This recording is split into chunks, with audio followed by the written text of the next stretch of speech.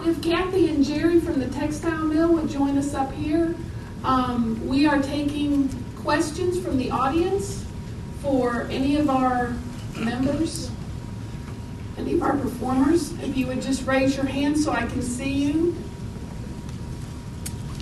Yes.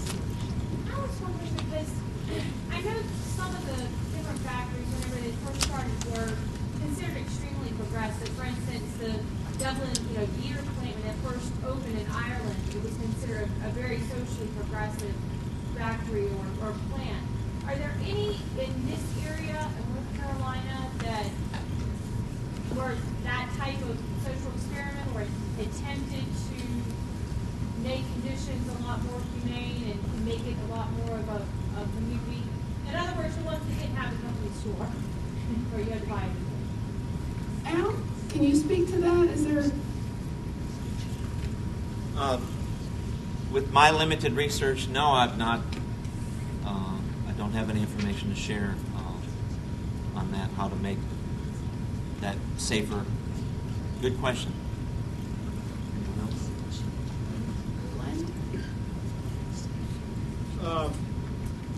Just drawing it down to my experience in the textile industry, and our plant when we started the hosiery operation was an ultra-modern facility, air conditioning, and wages were good, but like so many, and we about 2 years ago we had one employee that worked in what we call our boarding department, which actually was the most difficult job because the steam would come up. That's when you would pull the pantyhose over a stainless steel board to form it, and a bat would come over and then would lift up, the steam would come out. But her last name was Mooney. Fannie Mooney was her name, matter of fact. And she wanted to try to get the former employees together, and she just started calling. And we were able to, or she was able to get 240-something people together in Hickory. At the time, we had about 1,400 when the plant dissolved. That was after I left.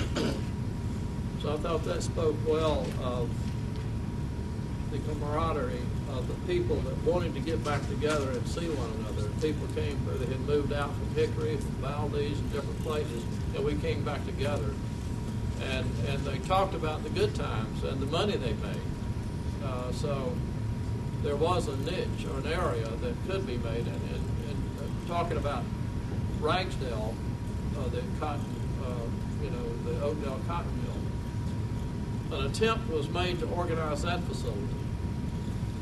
And the employees ran them off. They said, we're happy here, we've got a good life, as good as they could be expected to have. On the other extreme, and I realized because I had been involved with trying to keep the union out of plants when I was working at some point, and there's many mistakes that had been made, horrible mistakes. But for the most part, some of the facilities, it was just a good place to work. I don't know if that really addresses your question, but it kind of gives you an overview of what it can be like and was like. But what you saw here, that was powerful, what you just put on and presented to us. I can speak a little bit about the Fieldale situation. Fieldale was a grand social experiment for Marshall Field, and it was a little bit different than what you would traditionally think of in terms of the evolution of a cotton mill. And eventually, in Henry County, unions were not particularly successful. There was a union at DuPont.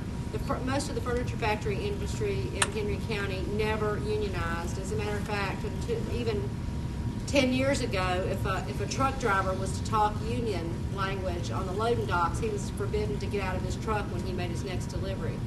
So the furniture factories were not successful in their effort to unionize so much. But Fieldcrest eventually did have a company union, And it was similar in that the employees preferred to go with the company, and the company was smart enough to create a union rather than let an outside union come in, and there was benefit to that. But again, it was done in part for defense of the company. Speaking of unions, I think as part of management, the best thing that can happen is the threat of a union. That should, and in most cases, make management think through, how are we treating our people? Are we doing the right thing? Are we providing benefits? Now, so I think the threat of a union is good. And of course, switching from textiles, we can all see what's happened with the United Auto Workers. When you get paid for not showing up for a year, and you see what it's done to the auto industry as we see it today. But I think that under those conditions, a union was obviously something had to be done, and obviously was done to an extent of what you just saw there on the picture. Other questions? Yes. Did any of the mills employ black workers? I've never seen that in a photograph. And I know in the case of Field Press, most of the black workers worked outside on the loading dock. They weren't allowed inside until after desegregation. And by the time the mill closed, there were lots of African American workers working in the textile mill and in the textile industry. But initially, if they worked at all, they worked outside. Yeah, two things I want to say. In my research, I found in the archives of the mill from the early 60s a letter from management, from the owners, who said there will be no discrimination in this plant. We are an equal opportunity plant, and it was before its time. And the other thing I want to say, when the mill that I studied closed in 2004, out of 200 people who worked there, there were 14 languages spoken in that plant. So the mill became a real homogeneous, a place of great diversity. It may not have started that way, but that's the way it did. But some of them did actually start that way because they had a lot of immigrants coming from Right. the Eastern Bloc, and so that was the case in a lot of early mills also. Now, as far as Lincoln Mill is concerned, we're going back a ways, 1880 to 1954. There were very few in the later years, maybe 2 or 3 in the later years, African Americans that were employed. Now, Cone Mill in Hall River employed a number of African Americans. For always use, heavy lifting jobs and cleaning, always from women. And cooking. No cooking. Yes. When the product was finished, the yarn was finished and shipped out, who did they sell it to, or where was it shipped to once it had finished its run its course? You mean at the end? Yes. When they Yeah. started? I guess it was the spinning or winding room once it finished there and was put in boxes and packed and shipped out somewhere. Who bought it? The spinning mill sent it to the knitters. who Yeah, did okay. the cloth. And then in my place, that once the pieces were cut and it was shipped out, it went to a plant in Haiti that this company, Sarah Lee, had, or Haynes, had built. It was a Haynes operated plant in Haiti where they sent the stuff to be sent. Other questions? Yes. I was wondering if anyone could speak or comment to the movement among workers to get byssinosis or brown lung recognized as a real problem in the industry, to get management to recognize that indeed that cotton dust was a cause, and what effect that had on the general textile community. I can answer, well, I can't really answer your question, but since you brought that up, when I was with Stevens, first of all, the textile workers, that particular union felt like if they could organize Stevens, we were the second largest textile company, second only to Burlington. And they felt like if they could organize Stevens, then they could go right in and take care of the other plants, Burlington, and because they knew that Burlington, as large as they were, would be difficult. But they miscalculated. But I used to, in several of our plants, we were being held in contempt of court. And we had to post union notices in our plants. And one of them was Lysinopsis bypasses the bosses but not the workers, which was a factual inaccuracy. And we were allowed to remove that. But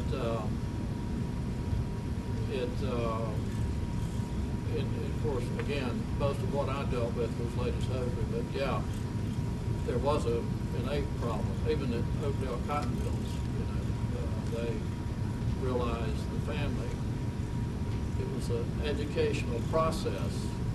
Apparently, they initially didn't realize, hey, what is it doing to our employees' lungs?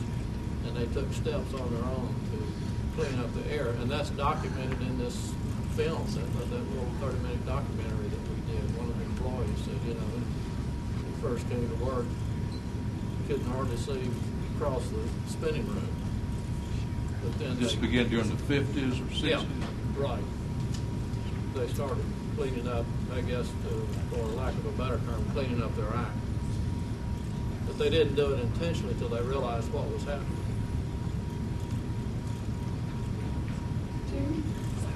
I really wonder whether the mill owners were actually just closing their eyes to the problems that there were as far as dumping in the river, dumping the dyes in the river, or so forth. If they were just ignorant to the damage that was being done, or they did not want to face the problems that were like we have at the museum a paper, a Burlington, Alamance County paper that in 1923, and it was talking about the hordes and thousands of fish that were washed up on the shores of Fall River, and they just weren't quite sure what happened, why all of these fish were killed, and they washed up on the shore. Now, did they know? I just They wonder were if not there's... accepting what was, and even up until the early 50s, Cone Mill was dumping so much dye in the river at Hall River. I mean, you could go by on certain days or in the afternoon, and the river would be blue, green, or whatever color dye was being dumped in there. I just wonder if there's ever been and I assume there has been, if you know of any studies that might document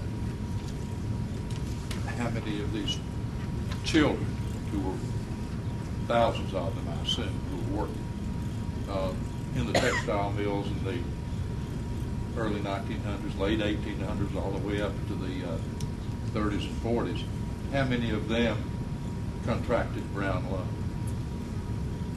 And have you interviewed any of them? We've interviewed so many people whose parents or relatives worked in Kentucky. Have you interviewed anyone that had any complaints? We have not, as far as people that worked in the mill that had health problems. I will say on UNC's campus at Wilson Library, that would be a good place to start in some of their collections there. And you could go online to look up some of that. But as far as just any right off the top of my head, I don't know of any. I was just wondering in your interviews with people whether or not that had come up. We're going to take one last question, and then you're welcome to come up and talk to our performers individually. But we also have books in the back and CDs, and Darnell and Barbara and Al are happy to sign for you. So we'll take one last group question. Any other questions? Yes, sir. It's just a comment about Brown Loan. In my limited experience in South Carolina, the textile mill owners, as of the late 1970s, were still denying that there was any such thing as Brown Loan disease. I don't know about North Carolina, and I don't know what's happening. Would that be Milligan? Such as? Yeah. That was one of them.